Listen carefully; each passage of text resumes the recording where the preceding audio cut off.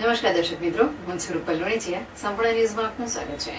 પાલનપુર નગરપાલિકાની સાધારણ સભા બુધવારે નગરપાલિકા હોલ ખાતે યોજાઈ હતી, જેમાં વિરોધ પક્ષ દ્વારા જુદા જુદા વિકાસના કામો તેમજ ખરીદીના મુદ્દે આક્ષેપો કરવામાં આવ્યા હતા, જ્યારે સત્તા પક્ષ દ્વારા બહુમતીના જોરે તમામ ઠરાવો મંજૂર કરવામાં આવ્યા હતા.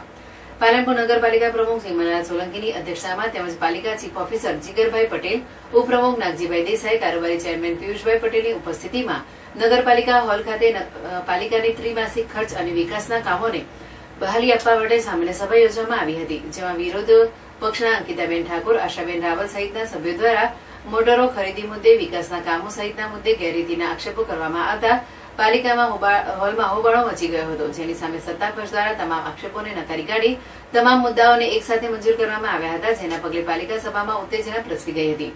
આ બાબતે પાલિકા પ્રમુખ ચિમનલાલ સોલંકીએ જણાવ્યું હતું કે આજ રોજ નગરપાલિકામાં જનરલ બોર્ડની બેઠક યોજાઈ હતી, જેમાં 1 થી 9માં વિવિધ વિકાસના કામના એજન્ડાને બહાલી આપવામાં તેમજ સ્વર્ણિમ જયંતિ મુખ્યમંત્રી સડક યોજના અંતર્ગત 12 કરોડના કામો કે જે કામો સરકારમાંથી મંજૂર થયેલા તેને બહાલી આપવા તેમજ ઓજી વિસ્તારમાં 8 કરોડના કામોને પણ બહાલી આપવામાં આવી હતી.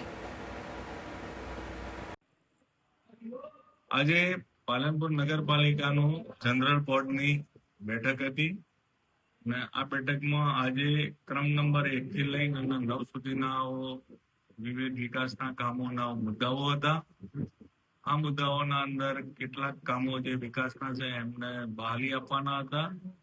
તેમાં ખાસ કરી અને સ્વર્ણિમ જયંતિ મુખ્યમંત્રી સડક યોજના અંતર્ગત 12 કરોડના કામના આજે કામ જે સરકારમાંથી મંજૂર થયેલું છે એને બહાલી આપવાની હતી.